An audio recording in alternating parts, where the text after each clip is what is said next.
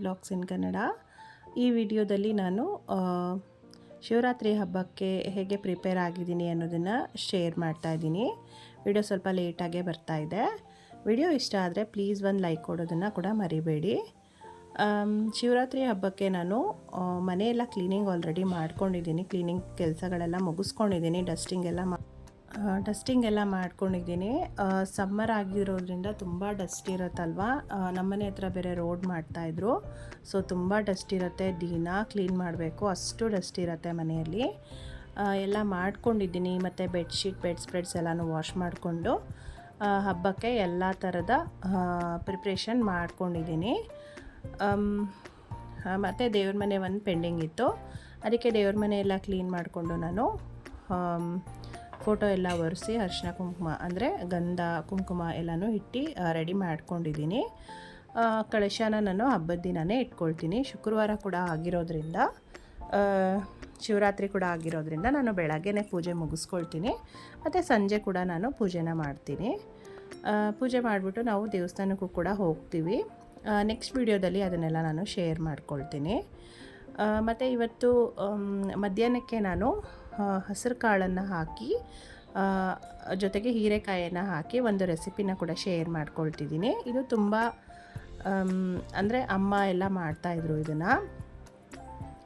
ಹಾಗೆ ನಾನು ಮಾಡೋಣ, ಮನೆಯಲ್ಲಿ ಹೀರೆಕಾಯಿ ಚೆನ್ನಾಗಿತ್ತು ಫ್ರೆಶ್ ಆಗಿ, ಅದೇ ರೆಸಿಪಿ ಮಾಡೋಣ ಅಂಥೇಳಿ ಮಾಡ್ತಾಯಿದ್ದೀನಿ. ಹಸಿರು ಕಾಳು ಮತ್ತು ಹೀರೆಕಾಯನ್ನು ಹಾಕಿ ಮಾಡುವಂತಹ ಸಾಂಬಾರು ಅಂತ ಹೇಳ್ಬೋದು. ತುಂಬ ಚೆನ್ನಾಗಿರುತ್ತೆ ಇದು. ನನಗೆ ಬಾಣತಿಯಲ್ಲೂ ಕೂಡ ಮಾಡಿಕೊಡ್ತಾಯಿದ್ರು. ಈ ಥರ ಚೆನ್ನಾಗಿರುತ್ತೆ. ಮುದ್ದೆ ರೈಸ್ಗೆಲ್ಲ ಚೆನ್ನಾಗಿರುತ್ತೆ, ಚಪಾತಿಗೂ ಕೂಡ ಚೆನ್ನಾಗಿರುತ್ತೆ. ನೀವು ಟ್ರೈ ಮಾಡಿ. ಹಸಿರು ಕಾಳನ್ನು ನಾನು ಒಂದು ಸ್ವಲ್ಪ ಹಸಿರು ಕಾಳನ್ನು ತೊಗೊಂಡಿದ್ದೀನಿ. ಅದನ್ನು ಚೆನ್ನಾಗಿ ಈ ಥರ ನಾವು ಹುರಿಬೇಕಾಗತ್ತೆ. ಅದು ನಾವು ಬಾಯಿಗೆ ಹಾಕಿ ನೋಡಿದಾಗ ಅದು ಗೊತ್ತಾಗತ್ತೆ ನಮಗೆ ಅದು ಚೆನ್ನಾಗಿ ಹುರಿದಿದ್ದೀವ ಅಂತ. ಅಲ್ಲಿಗಂಟ ನಾವು ಅದನ್ನು ಹುರಿಬೇಕು. ಮತ್ತು ನಾನಿಲ್ಲಿ ರುಬ್ಬೋದಕ್ಕೆ ಎಲ್ಲನೂ ರೆಡಿ ಮಾಡಿ ಇಟ್ಕೊಂಡಿದ್ದೀನಿ. ಹೀರೆಕಾಯಿನೆಲ್ಲ ಕಟ್ ಮಾಡಿ ಇಟ್ಕೊಂಡಿದ್ದೀನಿ. ಸ್ವಲ್ಪ ದಿನ ಅತ್ತೆ ನನ್ನನ್ನು ನೋಡಿಕೊಂಡ್ರಲ್ವ ನನ್ನ ಬಾಣ್ತಿ ಟೈಮಲ್ಲಿ, ಆವಾಗ ಅತ್ತೆ ಕೂಡ ಇದನ್ನು ಮಾಡಿಕೊಡ್ತಾಯಿದ್ರು. ಚೆನ್ನಾಗಿರತ್ತೆ. ನಾನು ಇಲ್ಲಿ ರೆಸಿಪಿ ತೋರಿಸೋದೆಲ್ಲ ಆಲ್ಮೋಸ್ಟ್ ನನ್ನ ಮನೆಯಲ್ಲಿ ಯಾವ ಥರ ಸಾಂಬಾರುಗಳನ್ನು ಮಾಡ್ಕೊಳ್ತೀನಿ ಅಂದರೆ ಅಮ್ಮ ಹೇಳ್ಕೊಟ್ಟಿರೋದಾಗಲಿ ಅತ್ತೆ ಹೇಳ್ಕೊಟ್ಟಿರೋದಾಗಲಿ ಆ ರೆಸಿಪೀಸ್ನೇ ನಾನು ಜಾಸ್ತಿ ಶೇರ್ ಮಾಡೋದು. ಮನೆಯಲ್ಲಿ ನಾನು ಏನು ಮಾಡ್ಕೊಳ್ತೀನಿ ಅದನ್ನೇ ಜಾಸ್ತಿ ನಾನು ಶೇರ್ ಮಾಡ್ಕೊಳ್ತಾ ಇರ್ತೀನಿ. ವೀಡಿಯೋಸ್ಗೆ ಅಂತಲೇ ನಾನು ರೆಸಿಪಿನ ನಾನು ಮಾಡೋದಕ್ಕೆ ಹೋಗೋದಿಲ್ಲ. ಮನೆಯಲ್ಲಿ ಏನು ಮಾಡ್ತೀನೋ ಆ ರೆಸಿಪಿನೇ ಶೇರ್ ಮಾಡ್ಕೊಳ್ತಾ ಇರ್ತೀನಿ.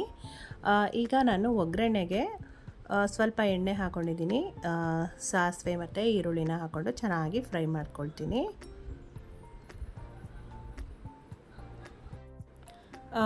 ರುಬ್ಕೊಳ್ಳೋದಕ್ಕೆ ನಾನು ಒಂದು ಸ್ವಲ್ಪ ಕಾಯಿನ ಹಾಕ್ಕೊಂಡಿದ್ದೀನಿ, ತೆಂಗಿನಕಾಯಿ ಸ್ವಲ್ಪ, ಮತ್ತು ಹಸಿ ಈರುಳ್ಳಿ ಮತ್ತು ಹಸಿ ಬೆಳ್ಳುಳ್ಳಿ ಅಂದರೆ ಫ್ರೈ ಮಾಡ್ಕೊಳ್ಳದೆ ಇರುವಂತಹ ಹಸಿ ಈರುಳ್ಳಿ ಮತ್ತು ಬೆಳ್ಳುಳ್ಳಿ, ಒಂದು ಸ್ವಲ್ಪ ತೆಂಗಿನಕಾಯಿ, ಸ್ವಲ್ಪ ಕೊತ್ತಂಬರಿ ಸೊಪ್ಪು, ಸಾಂಬಾರು ಪೌಡರ್, ನಾವು ಬೇಳೆ ಸಾಂಬಾರಿಗೆ ಉಪಯೋಗಿಸ್ತೀವಲ್ಲ ಆ ಸಾಂಬಾರು ಪೌಡರ್ನ ಎಲ್ಲನೂ ಹಾಕಿ ನಾವು ಚೆನ್ನಾಗಿ ನುಣ್ಣಗೆ ರುಬ್ಕೊಳ್ಬೇಕಾಗತ್ತೆ.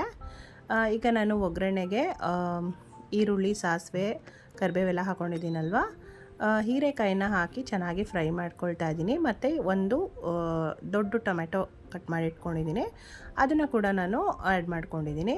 ಎಲ್ಲ ಚೆನ್ನಾಗಿ ಫ್ರೈ ಆದಮೇಲೆ ನಾವು ರುಬ್ಕೊಂಡಿರುವಂತಹ ಖಾರನ ಹಾಕಿ ಚೆನ್ನಾಗಿ ಫ್ರೈ ಮಾಡ್ಕೊಳ್ಬೇಕಾಗತ್ತೆ. ಅಂದರೆ ಅದು ರಾ ಸ್ಮೆಲ್ ಹೋಗೋ ಗಂಟ ಸ್ವಲ್ಪ ಫ್ರೈ ಮಾಡಿಕೊಂಡ್ರೆ ಸಾಕಾಗತ್ತೆ.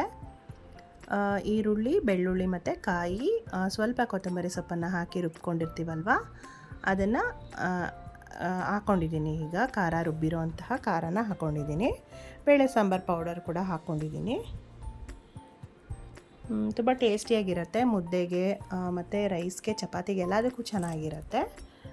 ನೀವು ಟ್ರೈ ಮಾಡ್ಬೋದು. ಹೀರೆಕಾಯಲ್ಲಿ ನಾನು ಸುಮಾರು ರೆಸಿಪೀಸ್ನ ಮಾಡ್ತೀನಿ.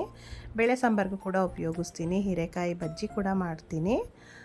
ಹೀರೆಕಾಯಿ ಬೇಳೆ ಮತ್ತು ಅವರೆಬೇಳೆ ಎಲ್ಲನೂ ಹಾಕಿ ನಾನು ಮಸ್ಕಾಯಿ ಸಾಂಬಾರು ಅಂತ ಕೂಡ ಮಾಡ್ತೀನಿ. ಅದು ಕೂಡ ತುಂಬ ಚೆನ್ನಾಗಿರುತ್ತೆ.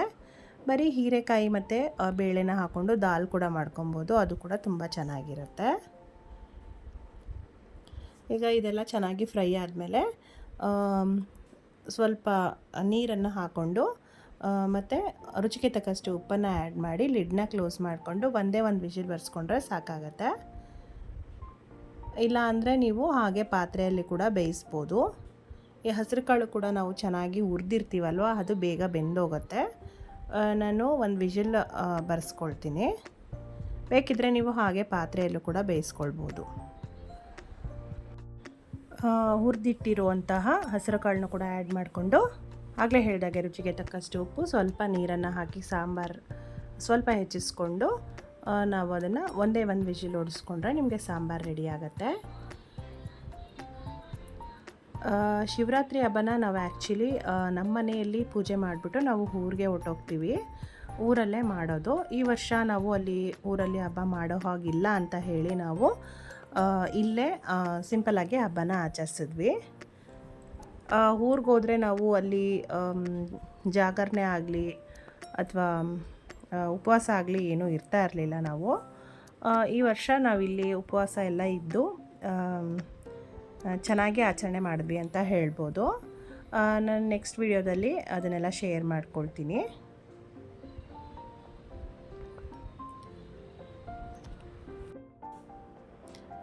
ಮತ್ತು ಹಬ್ಬ ಕೂಡ ಶುಕ್ರವಾರನೇ ಇದ್ದಿದ್ದರಿಂದ ಬೆಳಗ್ಗೆನೇ ಬ್ರಾಹ್ಮಿ ಮುಹೂರ್ತದ ಪೂಜೆನೇ ಮಾಡ್ಕೊಳ್ಳೋಣ ಅಂತ ಹೇಳಿ ನಾನು ಹಿಂದಿನ ದಿನವೇ ಮನೆಯೆಲ್ಲ ಕ್ಲೀನ್ ಮಾಡಿಕೊಂಡೆ. ಅಂದರೆ ಸಂಜೆ ನಾನು ಮನೆಯೆಲ್ಲ ಒರೆಸಿ ಕ್ಲೀನ್ ಮಾಡಿ ರೆಡಿ ಮಾಡ್ಕೊಂಡಿದ್ದೆ. ಮತ್ತು ಬೆಳಗ್ಗೆ ಎದ್ದು ಬೇಕಿದ್ದರೆ ಹಾಲು ಅಡುಗೆ ಮನೆ ಒರೆಸ್ಕೊಳ್ಳೋಣ ಅಂತ ಹೇಳಿ ಹಿಂದಿನ ದಿನವೇ ಎಲ್ಲ ನಾನು ಪ್ರಿಪೇರ್ ಆಗಿಬಿಟ್ಟಿದ್ದೆ. ಮತ್ತು ದೇವ್ರ ಪೂಜೆಗೆ ಏನೇನು ಬೇಕು, ಹೂವು ಹಣ್ಣು ಎಲ್ಲನೂ ಹೋಗಿ ತೊಗೊಂಬಂದಿದ್ವಿ. ಮತ್ತು ನನ್ನ ಪೂಜೆ ಎಲ್ಲ ಮುಗಿಸ್ಕೊಂಡು ದೇವಸ್ಥಾನಕ್ಕೆ ಹೋಗಬೇಕು ಅಂತಲೂ ಪ್ಲ್ಯಾನ್ ಮಾಡ್ಕೊಂಡಿದ್ವಿ. ಅದಕ್ಕೆ ನಾನು ಹಿಂದಿನ ದಿನವೇ ಎಲ್ಲನೂ ಕ್ಲೀನ್ ಮಾಡಿ ಹೊರಗಡೆ ಕೂಡ ಎಲ್ಲ ಸ್ಟೆಪ್ಸ್ ಎಲ್ಲನೂ ನಾನು ವಾಶ್ ಮಾಡಿ ಎಲ್ಲ ಕ್ಲೀನ್ ಮಾಡಿ ಪ್ರಿಪೇರ್ ಆಗಿದ್ದೆ. ಎಲ್ಲ ಹಬ್ಬಗಳಲ್ಲೂ ಅಷ್ಟೇ ನಾನು ಈ ಥರನೇ ಪ್ರಿಪೇರ್ ಆಗ್ತೀನಿ. ಬೆಳಗ್ಗೆ ಬೇಗ ಪೂಜೆ ಆಗಬೇಕು ಅಂದರೆ ಈ ಥರ ಪ್ರಿಪೇರ್ ಮಾಡ್ಕೊಂಬಿಡ್ತೀನಿ. ವಿಡಿಯೋ ಇಷ್ಟ ಆದರೆ ಲೈಕ್ ಮಾಡಿ, ಶೇರ್ ಮಾಡಿ, ಕಮೆಂಟ್ ಮಾಡಿ. ಇನ್ನೂ ಸಬ್ಸ್ಕ್ರೈಬ್ ಆಗಿಲ್ಲ ಅಂದರೆ ಪ್ಲೀಸ್ ಸಬ್ಸ್ಕ್ರೈಬ್ ಮಾಡ್ಕೊಂಡು ನೋಡಿ. ಏನಾದರೂ ಕ್ವೆಶ್ಚನ್ಸ್ ಇದ್ದರೆ ಕಮೆಂಟ್ ಮಾಡಿ. Thank you for watching.